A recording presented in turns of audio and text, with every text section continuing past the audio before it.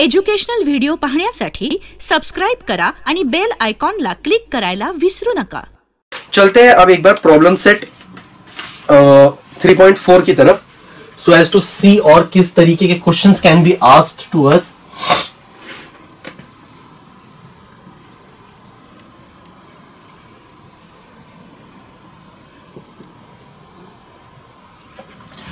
पहला क्वेश्चन है मेरा, on 1st Jan 2016 Sanika decides to save ₹10, ₹11 on second day, ₹12 on third day. मतलब कि 1st Jan से उसने सेविंग्स शुरू की और फर्स्ट डे उसने कितना सेव किया, मतलब कि A इज इक्वल टू कितना था, ₹10 सेव किया उसने। सेकेंड डे मतलब कि T2 which is A plus D, second day how much she saved ₹11। Third day मतलब third term that is equal to A plus 2D, she saved ₹12 and so on। so हमारा AP क्या बना है, AP is our 10, 11, 12 and so on। तो मेरा A कितना हो जाएगा फर्स्ट टर्म दैट इज 10 और मेरा D हो जाएगा difference of any two consecutive terms, so that is 11 minus 10 which is equal to 1। So ये है मेरा A और ये है मेरा D। ओके, अब मुझसे क्या पूछा गया है, if she decides to save like this then on 31st December 2016 what would be her total savings। अब मैं यहां अज्यूम कर रहा हूं कि वो एक नॉन लीप ईयर है, if it's leap year you can check, but okay 2016 के अंदर अगर मैं अज्यूम कर रहा हूं कि 365 डेज है, ओके कि 365 डेज, तो मुझे पता करना है कि सम कितना होने वाला है basically, isn't it 10 plus 12 11 plus 12। तो अगर देखे मतलब कि S 365 ये कितना होगा, that will be equal to A plus n by 2 मतलब कि 365 divided by 2, 2 times of A means 2 into 10। Okay, basically सबसे पहले SN का फॉर्मूला लिख लेते हैं, n by 2 2A plus n minus 1 into D। सो ये हो जाएगा 2 into 10 प्लस n minus 1 मतलब कि 365 minus 1 into D is 1। So ये हो जाएगा 365 divided by 2, 2 into 10 plus 365 minus 1 कितना हुआ 364। अब ये 2 से अगर मैं इसको डिवाइड करूं ये 2 कैंसिल हो जाएगा और ये हो जाएगा 182। सो ये बच जाएगा 365 इंटू 1 into 10 कितना होता है, तो 10 प्लस 182। सो ये हो जाएगा 365 इंटू 192। ये इसको मल्टीप्लाई करने के बाद जो भी हमारी वैल्यू आ रही है वो इसकी टोटल सेविंग होगी अगर 365 डेज के अंदर। अगर हमें स्पेसिफिकली गिवन होता कि वो एक लीप ईयर है और इफ यू नो कि वो एक लीप ईयर है तो हम सिर्फ 365 की जगह पे 366 यूज करते और बाकी सारी इक्वेशन को एज इट इज सॉल्व करते and we would have got the value of the total number और the total amount that she would have saved by the end of the year 2016। अब next question is, a man borrows ₹8,000 and agrees to repay with a total interest of 1360। Okay, total interest के साथ उसने 1360 उसको extra pay करने हैं। So total amount to be paid कितना हुआ, total amount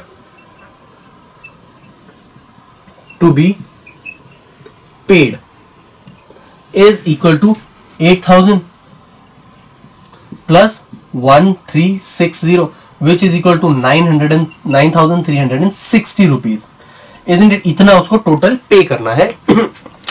next in 12 installments, उसको 12 installments में ये पे करना है, मतलब कि n कितना होने वाला है हमारे पास 12, ये गिवन ही है। Each instalment being less than the preceding one by ₹40। So अब D कितना होगा मेरा, हर इंस्टॉलमेंट पहले वाली इंस्टॉलमेंट से 40 रुपए कम होना चाहिए, so minus of 40 rupees would be my D. अब find the amount of first and last instalment, मुझे फर्स्ट इंस्टॉलमेंट और लास्ट इंस्टॉलमेंट का पता करना है कि कितना होने वाला है। सो सबसे पहले मुझे एक पता करना पड़ेगा, वो कैसे, मुझे SN पता है, SN क्या होता है A plus n by 2 2A plus n minus 1 into D। so SN मुझे गिवन है कितना है 9360 is equal to n by 2 which means 12 by 2 2 times of A which means 2 into A मुझे नहीं पता, n minus 1 12 महीनों में पे करना है, तो फिर टोटल नंबर ऑफ मंथ है मेरे पास n minus 1 into D, D है मेरे पास माइनस ऑफ 40, तो ये हो जाएगा 12 इंटू 2 कितना होता है 6, so this is equal to, अब ये 6 उसके डिवीजन में चला जाएगा, 9360 divided by 6 is equal to 2a plus, अगर इसको देखें तो ये हो जाएगा, so 2a minus 12 into 4 is 480, minus 480 minus minus of minus plus 40 हो जाएगा ये, सो ओके। और इसको अगर हम डिवाइड करें तो ये हो जाएगा 133 5 3 कॉमन, तो फिर 1560 is equal to 2a minus, इन दोनों को सब्ट्रैक्ट करने के बाद आ रहा है मेरे पास 440, सो ये 440 यहां पे जाएगा, तो I will get 1560 plus 440 is equal to 2 times of a, ये 2 डिनोमिनेटर में आएगा, तो I will get 1560 plus 440 divided by 2a is equal to 0। अगर इन दोनों को हम ऐड करेंगे तो आई विल गेट, ये हो जाएगा 0 0 0, 2000 divided by 2 is equal to, this is sorry a वहीं रहना चाहिए 2a, so this is a is equal to 1000, so पहला अमाउंट उसको जो पे करना पड़ेगा that should be equal to 1000। अब मुझे लास्ट इंस्टॉलमेंट पता करनी है, लास्ट इंस्टॉलमेंट बेसिकली मुझे क्या पता करना है कि tn कितना होने वाला है, T12, isn't it 12th installment is going to be the last installment, so T12 last installment, क्योंकि A थी मेरी first instalment, so last instalment is going to be T12 which is equal to A plus 12 minus 1 into D, isn't it? तो ये हो जाएगा A है मेरे पास 1000 plus 11, D कितना है minus of 40, this is going to be minus 440, तो इसकी वैल्यू आएगी 560, so 560 rupees is going to be the last amount that, or sorry, the last installment that that man is going to have to pay। so इस तरीके से हमको कभी कभी सिर्फ टोटल अमाउंट अगर गिवन है कि उतने इंटरेस्ट के साथ गिवन है देना है, तो उस इंटरेस्ट को हमें ऐड करना है उसके अंदर, जो टोटल अमाउंट है उसके अंदर, सो और उससे हमको जो actual amount that is to be paid वो फाइंड आउट करनी है। सो इस चीज का हमें स्पेशली ध्यान रखना है कि क्वेश्चन में क्या गिवन है। अगर गिवन होता सिर्फ 8000 पे होते तो हमें एसएन में 8000, जैसे हमने इससे पहले एक क्वेश्चन भी किया था इंस्टॉलमेंट वाला, बट इसमें हमको स्पेसिफिकली गिवन था कि उसको एक इंटरेस्ट के साथ वापस करना है, सो उस इंटरेस्ट को हमको उसमें ऐड करके इसमें शो करना पड़ेगा। Okay, let's move on to the third question. Sachin invested in a national savings certificate scheme.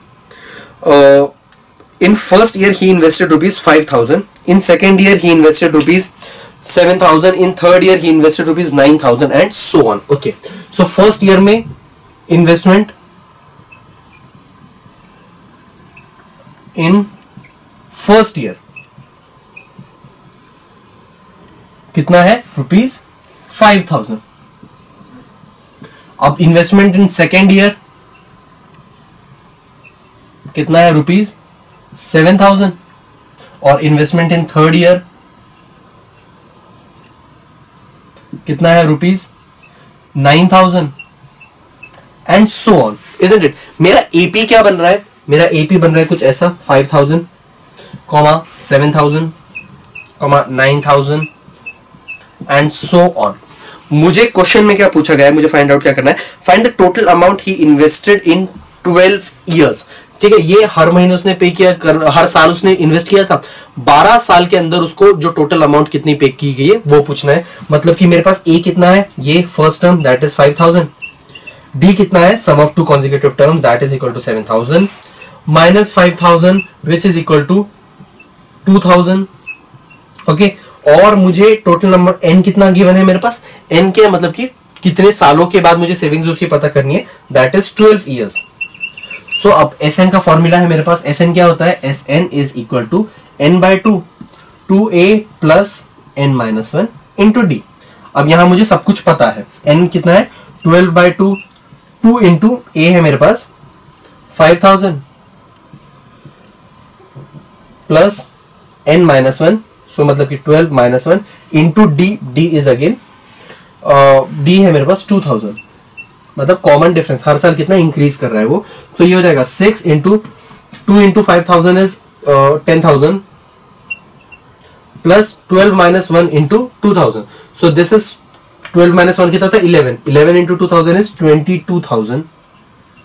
So अब 10,000 plus 22,000 कितना होता है 32,000. So ये हो जाएगा 6 into 3200. 6 into 32,000, that would be equal to 0, 0, 0, 12, 18, 19, 19200 rupees. So 1,92,000 is how much he has saved by the end of 12 years. Keeping पहले साल में उसने इन्वेस्ट किया 5,000, नेक्स्ट ईयर में 7,000, उसके अगले साल में 9,000 and so on. He kept increasing the amount. अगर हमसे पूछा जाता कि लास्ट ईयर में कितना इन्वेस्ट किया था, तो हम क्या करते हैं, हम इसी के अंदर T12 फाइंड आउट करते हैं, keeping A is equal to 5,000 and D is equal to 2,000. So if it was asked to us, तो हम इसको भी निकाल सकते थे कि 12th मंथ में कितना इन्वेस्ट किया है, और उसके लिए हमको सिर्फ T12 की वैल्यू को फाइंड आउट करना पड़ता. Now the fourth question is, there is an auditorium with 27 rows of seats. Okay, एक ऑडिटोरियम में 27 rows है seats की. There are 20 seats in first row. Okay, पहली सीट में कितने हैं 20 seats है पहली रो में. सेकेंड रो में there are 22 seats. Third row में there are 24 seats. इसमें होगी 26 seats and so on so forth. Total है 27. So this is 1, this is 2, this is 3 and so on. There are 27 rows. तो अब देखते हैं, आते हैं क्वेश्चन की तरफ. अब मुझसे क्या पूछा गया है. ओके, पहले इसको हम समझ लेते हैं गिवन क्या क्या है. फर्स्ट टर्म में कितने रो 12. सो मेरा ए मतलब कि फर्स्ट टर्म कितना हो जाएगा मेरे पास 20 सीट्स है. डी कितना हो जाएगा, सेकेंड रो में मेरे पास है 22 seats. So difference of any two consecutive terms, तो ये हो जाएगा डी मतलब कि 22 minus 20 which is equal to 2. So common difference मुझे पता है. अब एन भी मुझे पता है, एन कितना है मेरे पास, total number of terms is 27, isn't it? So जो AP मेरा बन रहा है वो AP कितना होने वाला है, तो AP is going to be some, AP मेरा बन रहा है 20, 22, 24 and so on. Okay, मुझसे पूछा गया है कि find the number of seats in the 15th row and find how many seats are there in auditorium. 15th row में कितनी सीट्स होने वाली है वो मुझसे पूछा गया सबसे पहले, मतलब कि T15 which will be equal to Tn. क्या होता है सबसे पहले तो A plus n minus 1 into D. मुझसे नहीं पूछा गया है कि टोटल 15th रो तक कितनी सीट्स होने वाली है, अदरवाइज मैं सम निकालता. मुझसे क्या पूछा गया है कि अब यहाँ 20, 22, 24, 26 ऐसे 15th में कितनी है. सो मुझे टर्म निकालना है. So T15 is going to be A plus A कितना है मेरे पास 20 plus n minus 1, that is equal to 15 minus 1, और कॉमन डिफरेंस है मेरे पास D. So T15 is going to be 20 plus 15 minus 1 कितना हुआ 14 into 2, ये हो जाएगा 20 plus 28 which is equal to 48. So 15 मतलब कि 48 seats are going to be there in 15th row. अब मुझसे और एक चीज पूछी गई है कि टोटल नंबर ऑफ सीट्स कितनी है ऑडिटोरियम में. टोटल नंबर ऑफ सीट्स मतलब कि 20 सीट्स है फर्स्ट रो में, उसके ऊपर 22, सो 20 प्लस 22, उसके ऊपर 22, सो उसमें ऐड करेंगे हम 24. सो बेसिकली मुझे SN फाइंड आउट करना है which is going to be n/2, 2A plus n minus 1 into D. अब टोटल नंबर ऑफ सीट्स मुझे पूछी गई है, कही गई है कि there are 27 rows. Okay, so S27 basically मैं find out करूँगा. This will be 27/2. 2A means 2. A कितना है 20 plus n minus 1 which means 27 minus 1 into D. Common difference है मेरे पास 2. तो ये हो जाएगा 27/2. ओके, अब मैं 2 to 2 कैंसिल आउट कर सकता हूँ क्योंकि ठीक है हर टर्म में आ रहा है और डिवीजन में भी है. ये हो जाएगा 20 plus 26. सो ये हो जाएगा 27 into 20 plus 26 is 46. So 27 into 46 करने के बाद जो भी वैल्यू बचेगी, those many seats are there present there in the auditorium. चलते हैं हमारे अगले क्वेश्चन की तरफ.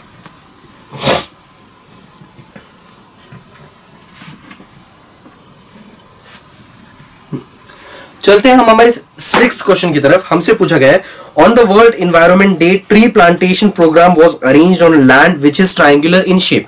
एक ट्रायंगुलर शेप के लैंड के ऊपर ट्री प्लांटेशन प्रोग्राम रन किया गया. There are trees are planted in such a way that first row there is only one tree, in second row there are two trees. So basically कुछ इस तरीके का land है, उस पे tree उगाए गए. ये पहली रो में एक ही ट्री है, अगली रो में दो ट्रीज है, इसमें तीन ट्रीज है, and so on so fourth.